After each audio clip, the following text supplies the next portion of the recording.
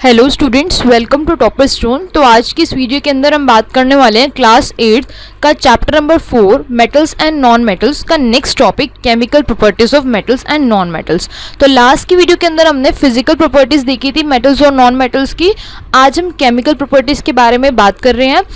अगर आप हमारे चैनल पर न्यू है तो चैनल को सब्सक्राइब कर दें और बेल आइकन को जरूर प्रेस करें जिससे आपको आने वाले सारी नोटिफिकेशंस मिल सकें और वीडियो को पूरा एंड तक देखें। ठीक है, तो चलिए स्टार्ट करते हैं आज के टॉपिक से, chemical properties of metals and non metals. यहाँ पर देखते हैं reaction with oxygen. You are familiar with the phenomenon of rusting of iron. तो आपने रस्टिंग ऑफ आयरन के बारे में सुना होगा। जैसे आप किसी भी लोहे की चीज़ को बाहर मॉइस्चर या फिर ऑक्सीजन के कांटेक्ट में रख देते हैं तो क्या होता है, कुछ दिनों के बाद उसके अंदर जंग लगना शुरू हो जाता है।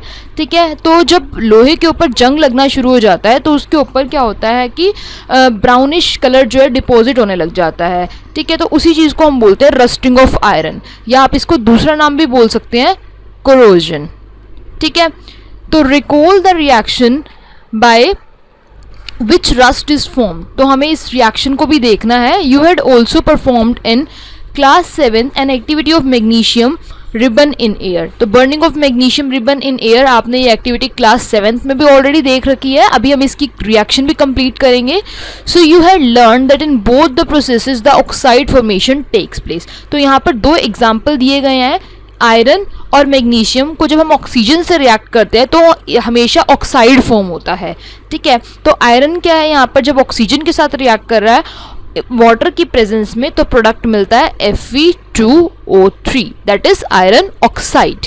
ठीक है, अब यहाँ पर जो आयरन है वो एक टाइप का मेटल है। ठीक है, अब नेक्स्ट जो है यहाँ पर मैग्नीशियम जो जब रिएक्ट करता है ऑक्सीजन के साथ तो प्रोडक्ट आ जाता है MgO, that is magnesium oxide.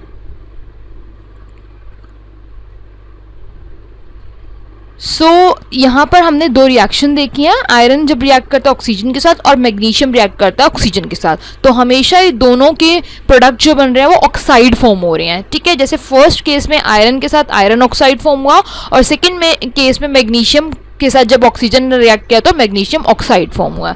यहाँ पर एक एक्टिविटी देखते हैं 4.3। So let us check the nature of rust formed as a result of the reaction between iron, oxygen and water.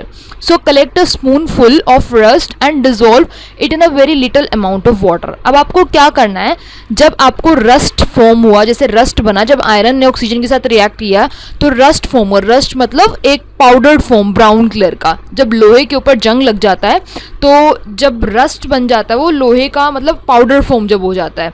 ठीक है, तो हमें क्या करना है, एक स्पून रस्ट लेना है और उसको थोड़े से पानी के अंदर मिक्स करना है। So you will find that the rust remain suspended in the air. अब आपने यहाँ पर देख सकते हो इस डायग्राम के अंदर कि यहाँ पर जो रस्ट है वो नीचे रह जाता है, यहाँ पर डिपॉजिट हो जाता है, वो मिक्स नहीं होता। तो हमें क्या करना है, शेक द सस्पेंशन वेल। तो अच्छे से हमें उसको शेक करना है। तो यहाँ पे ऑरेंज कलर का सोल्यूशन फॉर्म हो रहा है थोड़ा सा। So test the solution with the red and the blue litmus papers. तो हमें यहाँ पर क्या करना है, इसको टेस्ट करना है लिटमस पेपर से। अब लिटमस पेपर का काम क्या होता है कि वो रेड लिटमस को ब्लू में कन्वर्ट करता है जब सॉल्यूशन बेसिक होता है। ठीक है, और ब्लू लिटमस को रेड में कन्वर्ट करता है जब सॉल्यूशन एसिडिक होता है। ठीक है, तो यहाँ पर आप देख सकते हैं। अब हमें यही ऑब्जर्व करना है कि सॉल्यूशन एसिडिक है या बेसिक है। तो यहाँ पर हमने रेड लिटमस पेपर से टेस्ट किया। जब रेड लिटमस पेपर से टेस्ट किया तो देखो वो ब्लू फॉर्म होना शुरू हो गया यहाँ पर। ठीक है, रेड लिटमस पेपर यहाँ पर कन्वर्ट हो रहा है ब्लू लिटमस पेपर पे। जब हमने रस्ट के सॉल्यूशन के अंदर जो हमने ये सॉल्यूशन बनाया उसके अंदर जब हमने रेड लिटमस पेपर को डाला तो लिटमस पेपर जो है रेड ब्लू में कन्वर्ट हो गया। तो इससे हमें ये पता लग रहा है कि जो सॉल्यूशन है वो बेसिक है, उसका नेचर बेसिक है। और इससे आप ये भी बता सकते हैं कि जितने भी मेटल ऑक्साइड्स होते हैं वो सारे बेसिक इन नेचर होते हैं। ओके, तो ये बहुत ही इंपॉर्टेंट पॉइंट है, ये आपको ध्यान में रखना पड़ेगा। ठीक है, तो नेक्स्ट यहाँ पर हम देखते हैं आगे। So does copper also gets rusted? तो यहाँ पर एक क्वेश्चन पूछा जा रहा है कि कॉपर भी रस्ट होता है। जैसे कि हमने भी आयरन की बात करी थी, आयरन के लिए तो हम वर्ड यूज करते हैं रस्टिंग ऑफ आयरन। तो क्या कॉपर भी रस्ट होता है? तो I have seen a greenish deposit on the surface of copper vessels. तो क्या होता है कि कई बार आप कॉपर की जो चीज़ें हैं उसको अगर मॉइस्चर की प्रेजेंस में या ऑक्सीजन की प्रेजेंस में रख देते हैं तो उस काफ़ी लॉन्ग टाइम तक तो उस पर ग्रीनिश लेयर बन जाती है। ठीक है, तो ग्रीनिश लेयर का बनना ही एक तरह का रस्टिंग ही होती है, लेकिन हम यहाँ पर कॉपर के लिए रस्टिंग वर्ड का यूज़ नहीं करते। ठीक है, तो यहाँ पर हम यूज़ कर लेते हैं कोरोजन। ठीक है, तो नेक्स्ट पढ़ते हैं यहाँ पर कि when a copper vessel is expose to moist air for long it acquires a dull green coating. तो जब हम लॉन्ग टाइम तक कॉपर को एयर की प्रेजेंस में रख देते हैं तो क्या होता है, उसके ऊपर ग्रीनिश कोटिंग हो जाती है।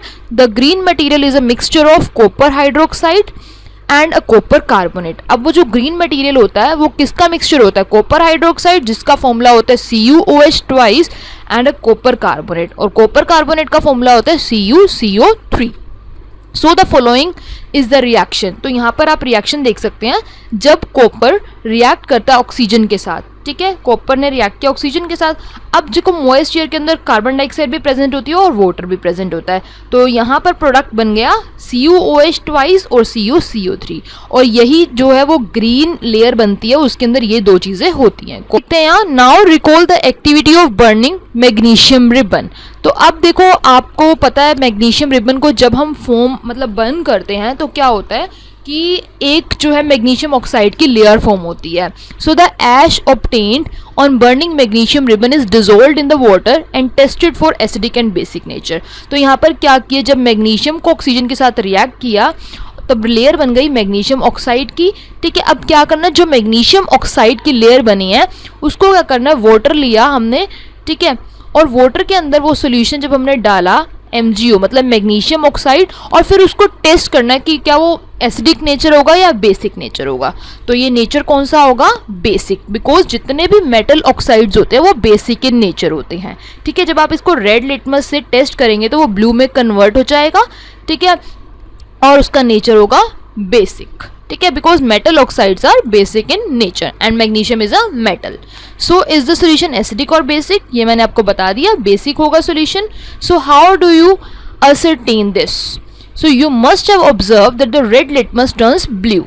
ठीक है, मैंने आपको भी बताया कि रेड लिटमस ब्लू कब होता है। So oxide of magnesium is also basic in nature. In general metallic oxides are basic in nature. ठीक है, तो यहाँ से इस एक्टिविटी से हमें ये पता लगा कि मेटालिक ऑक्साइड्स, जितने भी मेटल ऑक्साइड्स होते हैं वो सारे बेसिक इन नेचर होते हैं। So let us now observe the reaction of non metals with oxygen. अभी तक हमने जो रिएक्शन देखी थी वो हमने मेटल्स विद ऑक्सीजन देखी थी, अब हम रिएक्शन देख रहे हैं नॉन मेटल्स विद ऑक्सीजन। ठीक है, now activity 4.4 to be demonstrated by the teacher in the class. So take a small amount of sulfur, powdered sulfur in a deflagrating spoon and heat it. ठीक है, हमने क्या करा, sulphur powder लिया। आप figure भी चेक कर सकते हैं यहाँ पर, अभी हम देखेंगे। सो 4.4a देख सकते हैं किस तरह से यहाँ पर पाउडर फॉर्म में सल्फर लिया गया है। इस टाइप का स्पून लेना है, डीफ्लैग्रेटिंग स्पून। सो नेक्स्ट पॉइंट देखते हैं यहाँ पर, और उसे हीट किया है। If deflagrating spoon is not available, you may take a metallic cap of any bottle and wrap a metallic wire around it and give it the shape showing in the 4.4a.